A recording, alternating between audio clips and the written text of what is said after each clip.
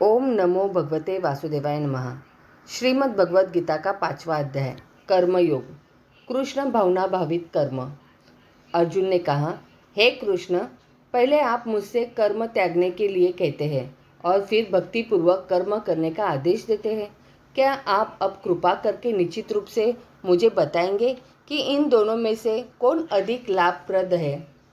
श्री भगवान ने उत्तर दिया, मुक्ति के लिए तो कर्म का परित्याग तथा भक्तिमय कर्म दोनों ही उत्तम है, किंतु इन दोनों में से कर्म के परित्याग से भक्ति युक्त कर्म श्रेष्ठ है।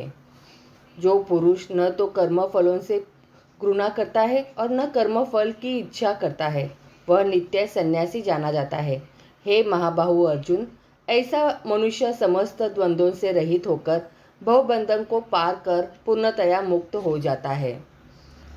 अज्ञानी ही भक्ति को भौतिक जगत के विश्लेषणात्मक अध्ययन से भिन्न कहते हैं। जो वस्तुतः ज्ञानी है वे कहते हैं कि जो इनमें से किसी एक मार्ग का भली भांति अनुसरण करता है वह दोनों के फल प्राप्त कर लेता है।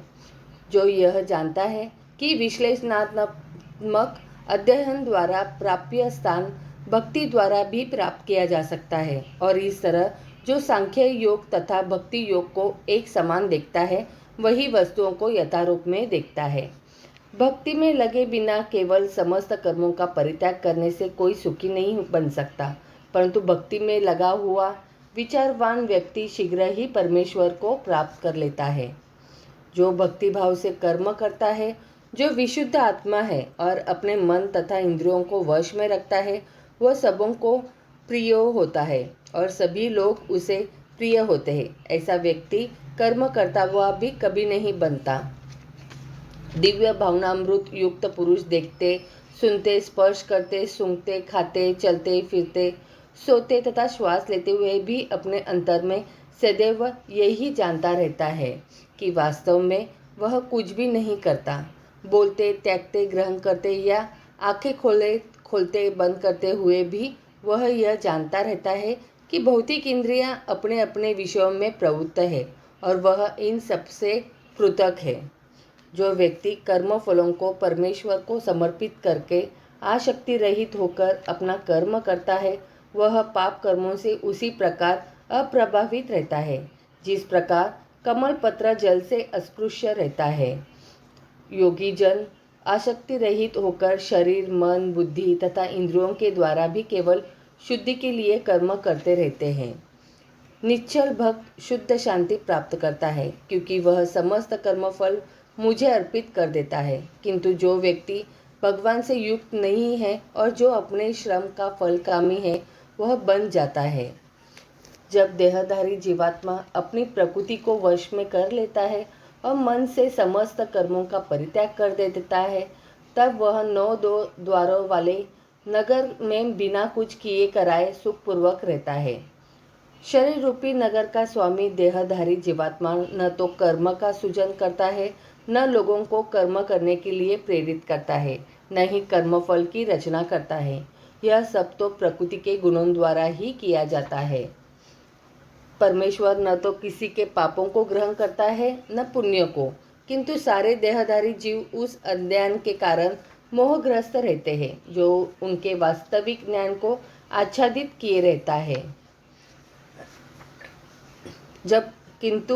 जब कोई उस ज्ञान से प्रबुद्ध होता है जिससे अविद्या का विनाश होता है, तो उसके ज्ञान से सब कुछ उसी तरह प्रकट हो जाता है जैसे दिन में सूर्य से सारी वस्तुएं प्रकाशित हो जाती है। जब मनुष्य की बुद्धि, मन, श्रद्धा तथा शरण सब कुछ भगवान में स्थिर हो जाते हैं, तभी वह पूर्ण ज्ञान द्वारा समस्त कल्मश से शुद्ध होता है और मुक्ति के पथ पर अग्रसर होता है। विनम्र साधु पुरुष अपने वास्तविक ज्ञान के कारण एक विद्वान तथा विनीत ब्राह्मण, गाय, हाथी, कुत्ता तथा चांडाल को समान दृष्टि से देखते हैं। जिनके मन एकत्व तथा समता से स्थित है, उन्होंने जन्म तथा मृत्यु के बंधनों को पहले ही जीत लिया है। वे ब्रह्म के समान निर्दोष है और सदा ब्रह्मों में ही स्थित रहते हैं।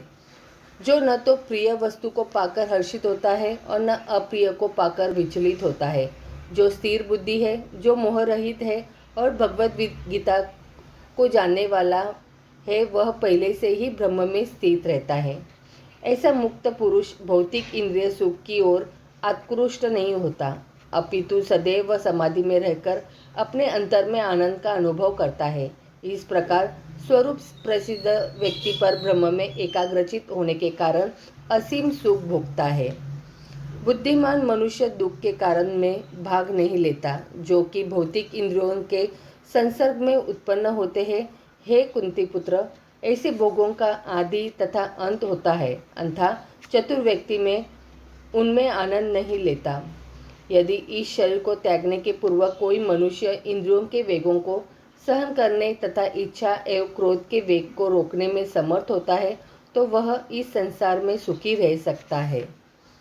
जो अंतकरण में सुख का अनुभव करता है, जो कर्मठ है और अंतकरण में ही रमन करता है तथा जिसका लक्ष्य अंतर्मुखी होता है, वह सचमुच पूर्ण योगी है। वह पर ब्रह्म में मुक्ति पाता है और अंततोगत्वा ब्रह्म को प्राप्त होता है।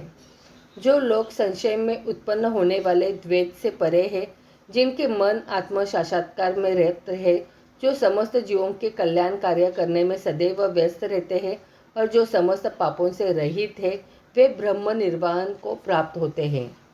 जो क्रोध तथा समस्त भौतिक इच्छाओं से रहित है, जो स्वरूप प्रसिद्ध आत्मसंयमी है और संसिद्धि के लिए निरंतर प्रयास करते हैं, उनकी मुक्ति निकट भविष्य में सुनिश्चित है।